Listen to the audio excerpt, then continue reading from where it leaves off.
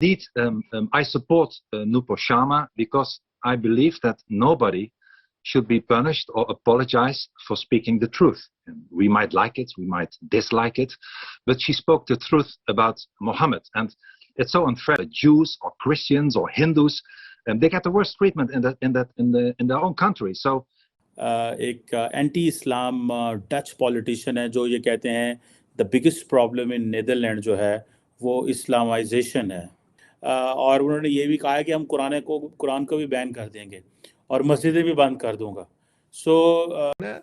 मैंने कभी किसी हिंदू को सोसाइटी के अंदर एक इशू के हवाले से मैंने कभी नहीं देखा, ना किसी बुद्धिस्ट को देखा है। डॉक्टर साहब, और भी कम्युनिटीज ऐसी हैं जैसे हिंदूज हैं, सिख्स हैं, ज्यूज हैं, क्या उनके भी ऐसे कोई बिलीफ्स होते हैं कि वो अपने आप दूसरों पे मुसल्लत करना चाहते हैं? कि Nupur Sharma is a hero, और नूपुर शर्मा ने जो कुछ कहा है वो बिल्कुल सच कहा है और यही इस्लाम की असलियत है। सो ये इस्लामिज्म का जो घोल है ना सर, ये सिर्फ वो बेचारे लोगों को पिलाने के लिए है, and it is being used. पहले अमेरिका यूज करता था इस्लामिज्म को, कैसे करा आपने देखा अफगानिस्तान में क्या किया है लोगों ने।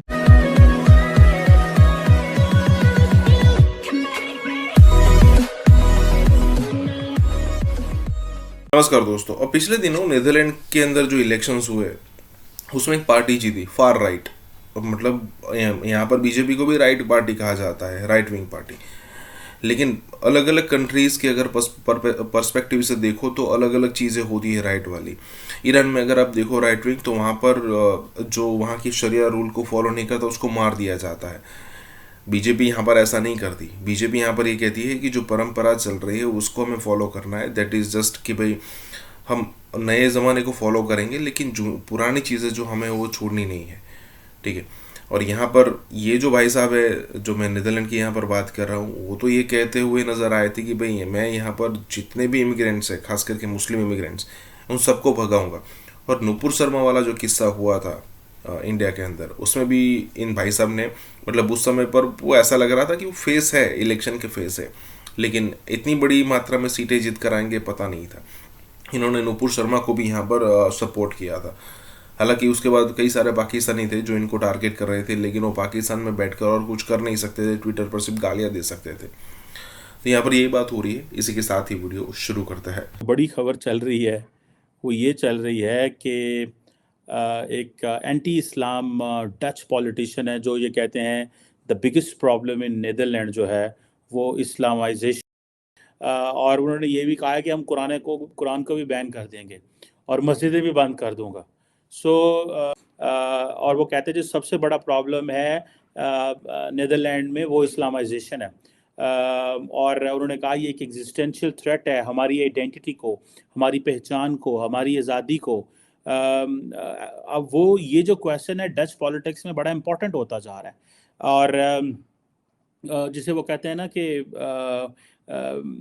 बड़े रेडिकल क्लेम्स हैं। हम ये समझते थे कि ये जो रेडिकलाइजेशन है, नॉर्मली ये समझा जाता है कि जी इस्लामिक सोसाइटीज़ में है, मुसलमान मुल्कों में है, वो वायलेंट हो जाते हैं।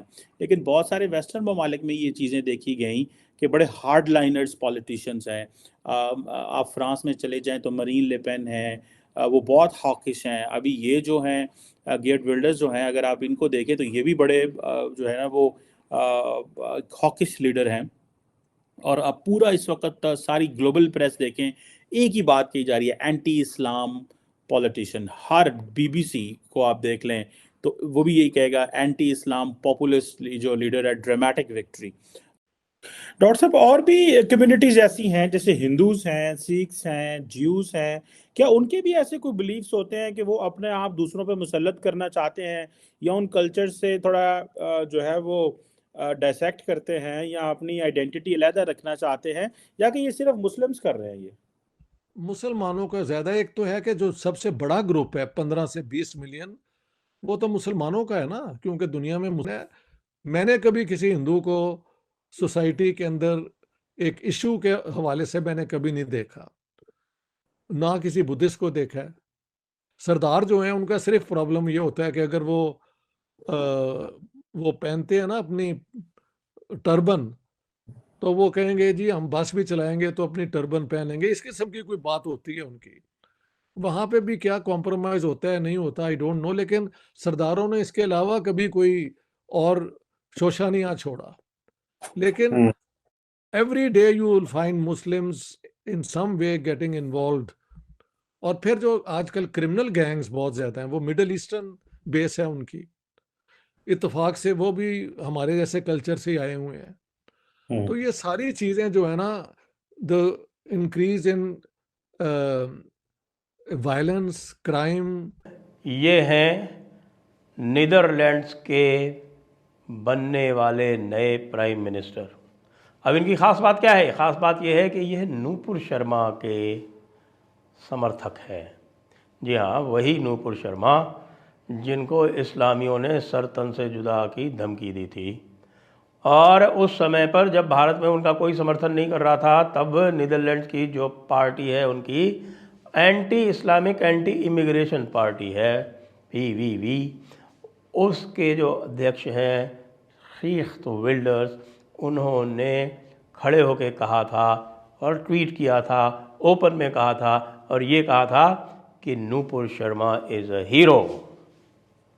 और नूपुर शर्मा ने जो कुछ कहा है वो बिल्कुल सच कहा है और यही इस्लाम की असलियत है। सबसे अधिक विरोध उनका जो है वो इस्लाम से है। वो कहते हैं कि ये जो कुरान है ये मानवता की विरोधी है। वो कहते हैं कि कुरान को मैं नीदरलैंड्स में बैन कर दूंगा। सो ये इस्लामिज्म का जो घोल है ना सर, ये सिर्फ वो बेचारे लोगों को पिलाने के लिए है। And it is being used. पहले अमेरिका यूज करता था इस्लामिज्म को, कैसे करा आपने देखा अफगानिस्तान में क्या किया है लोगों ने। सो दे हैव द इस्लामिज्म वैसे भी खराब है। मैं जो बोलता हूं ना सर, जो मेरा नैरेटिव है कि जो यूज है ना इस्लामिज्म का, देखिए जी, जो जहर होता है वो तो जहर है। अब जहर में आप उसको यूज करके किसी को चोरी छुपे खिलाओगे तो वो ज्यादा खराब है कि जहर ज्यादा खराब है? द यूज ऑफ इस्लामिज्म जो लेफ्टीज भी आज कर रहे हैं, आप देख रहे हैं क्या हो रहा है। पूरे यूरोप में प्रोटेस्ट चल रहे हैं, अपनी सोसाइटीज इनकी अंदर से खत्म हो रही हैं। I mean, let me not even talk about the rapes and the crime rate and this and that. इतना इनके थेफ्ट्स हैं, इतनी प्रॉब्लम्स हैं, कहीं ना कहीं समथिंग हैज टू ब्रेक। देखना यह है कि मुसलमानों के लिए क्या चैलेंजेस बनते हैं वहाँ पे, क्या होता है वहाँ पे, क्या मुसलमानों को टफ टाइम मिलेगा। जैसे रिसेंटली स्वीडन में हमने देखा, डेनमार्क में देखा, बहुत सारे इश्यूज हुए, लेकिन ये एक वेव कितनी को चलती है। ठीक है जी, अब 37 सीट्स ले जा चुके हैं इनके। बाकी जो जमातें हैं वो 25, 24 डिफरेंट पॉलिटिकल पार्टीज़ हैं।